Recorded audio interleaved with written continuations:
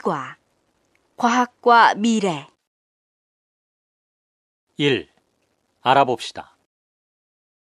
1번. 다음 대화를 잘 듣고 맞으면 O, 틀리면 X 하십시오. 1. 휴대전화를 새로 살 거라고 했죠? 아니요, 생각이 바뀌었어요. 올해 말에 최신 스마트폰이 새로 나온다기에 좀 더 두고 보려고요. 2. 로봇과 기계가 점점 더 다양한 영역에서 인간을 대신해 나가고 있어요. 이제 인간이 설 자리가 없을 것 같아요. 글쎄 말이에요. 앞으로 우리의 기분이나 생각까지도 로봇이 알아채는 날이 올까봐 걱정이네요. 3. 사회가 발달하는 건 좋은데 사람들의 범죄도 따라서 늘어나는 것 같아요. 통신기술이 좋아지니까 서로 나쁜 것을 너무 쉽게 빨리 배우게 돼요. 그건 다른 문제라고 생각하는데요. 범죄가 늘어나는 건 통신기술 탓이 아니라 사람들의 윤리의식이 점점 없어지기 때문이죠. 2번. 다음은 유전공학 교수와의 인터뷰 내용입니다. 잘 듣고 질문에 답하십시오. 최근에 고추, 감자, 토마토 등 유전자 변형 식물들이 많이 개발되고 있지 않습니까? 이런 유전자 변형 식물을 원료로 사용하면서 식품 품질이 많이 개선되고 있다고 들었는데 어떻습니까? 그렇습니다. 유전자 변형 식물들을 개발하면서 영양도 좋고 품질도 좋은 제품들을 많이 생산할 수 있게 됐습니다. 우리나라에서도 최근에 유전자 변형 콩을 원료로 두부를 제조하고 있다는 발표가 있어서 소비자들의 관심이 높아지고 있습니다. 그런데 유전자 변형 식물을 원료로 사용하면서 부작용 같은 것은 없는 건가요? 유전자 변형 식품에 대해서는 찬반 여론이 모두 있습니다.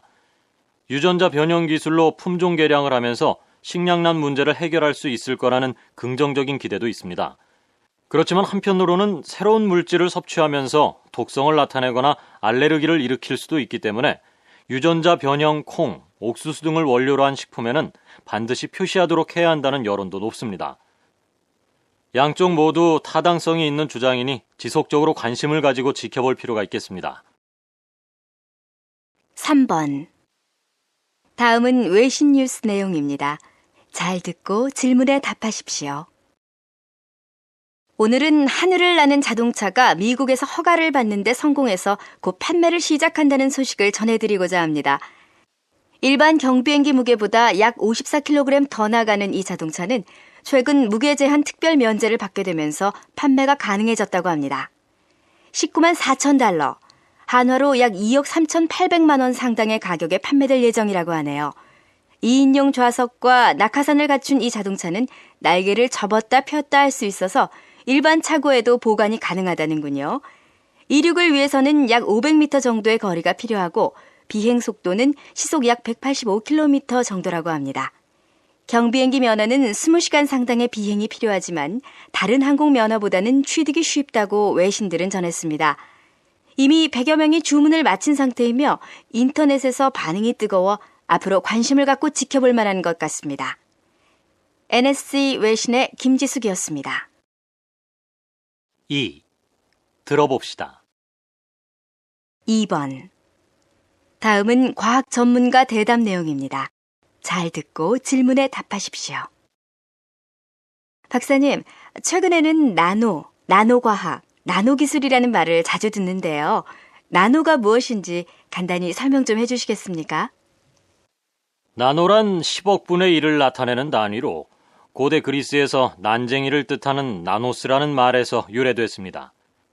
그래서 1나노미터라고 하면 10억분의 1미터의 길이, 즉 머리카락의 10,000분의 1이 되는 아주 작은 단위를 말합니다.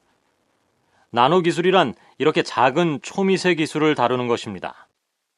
그런데 나노 기술은 우리 생활에 어떤 영향을 끼치고 있나요?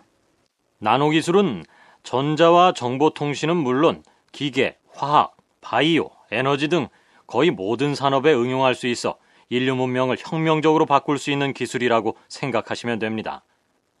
수술을 할 때 사용하는 작은 의료용 수술 가위나 암을 치료하는 초미세 로봇 등도 바로 이런 기술이 발전하면서 등장하게 된 거죠. 그렇군요. 전 의류 광고에서도 나노라는 말을 본 것 같은데요. 그렇습니다.